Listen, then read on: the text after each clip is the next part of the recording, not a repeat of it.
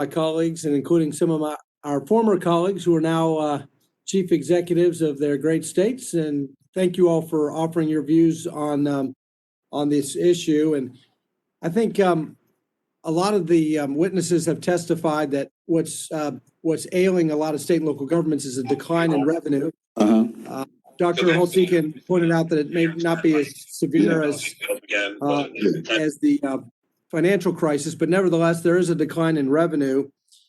And I think one of the reasons for that is that we've had some, shutdowns of businesses to respond to the public health crisis.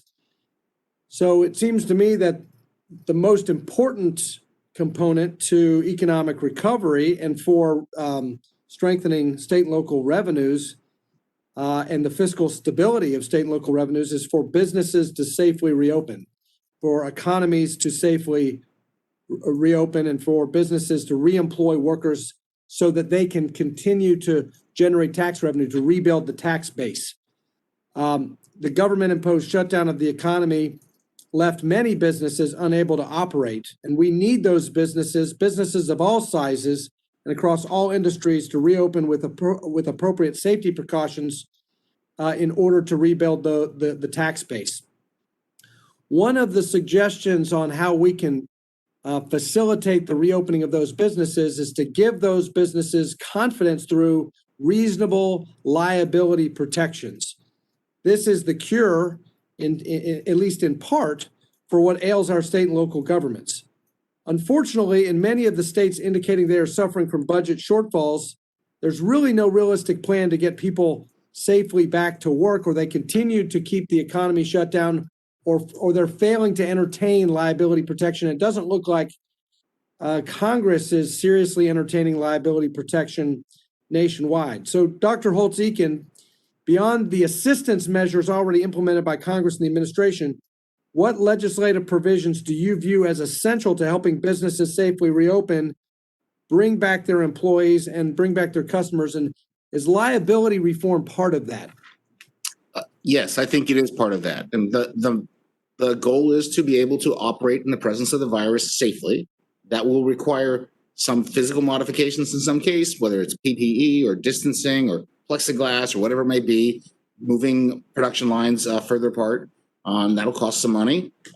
It will require an owner being willing to open the doors and bring the employees back. And that's the liability piece. If you're afraid that you're going to be hit with a big lawsuit and an enormous cost, if you just open the doors, then you won't do that and you won't recover as fast. So it strikes me that's a sensible piece of portfolio that helps everyone adjust to the presence of the virus for as long as they need to and continue to go to work safely, go and engage in commerce if you're a customer safely, and have the economy perform better. And that's the best thing for household incomes, for state and local revenues, for the things that disappeared so quickly when the virus arrived. I think frivolous litigation is a huge threat to state and local governments rebuilding their economies, rebuilding their tax base. Governor Walz, do you agree or disagree with that? Good to see you again. Yeah, it's good to see you, Representative Barr. And first of all, what I do agree with your statement on, the surest way for our state to get back in good shape is for our businesses to get going again. And the surest way for that to happen is for us to get a handle on the virus. I would say, and this may be philosophical, I don't see the importance being overstressed on the liability piece, because here's the thing. People are going to go back to a restaurant when they feel they're safe to be in there. Just like right now, people, if they go to a restaurant, they know they're not going to get food poisoning because we have inspections, and they know that it ruins their market chance. Just to have a liability protection, that alone won't do it. They have to believe that it's worth going back. That's the problem with this, that it's even states that don't have mandates on businesses being closed, they're still not bouncing back because the public doesn't have confidence. I don't want to understate how risky it is for businesses right now. It's risky for their employees, it's risky for them, and it's risky economically. So if there's some type of compromise, Yeah, Governor, fair point. I think it may be a combination of both. Final question to Dr. Holtz-Eakin, advanced refunding. Any thoughts about bringing back the tax exemption for advanced refunding so that municipal governments can refinance under these low rates? I've not really studied that issue carefully. I think I'd be best off giving you an answer for the record. Be happy to do that. Thank you. I yield back. Thank you very much. Thank you, Mr. Barr. Mr.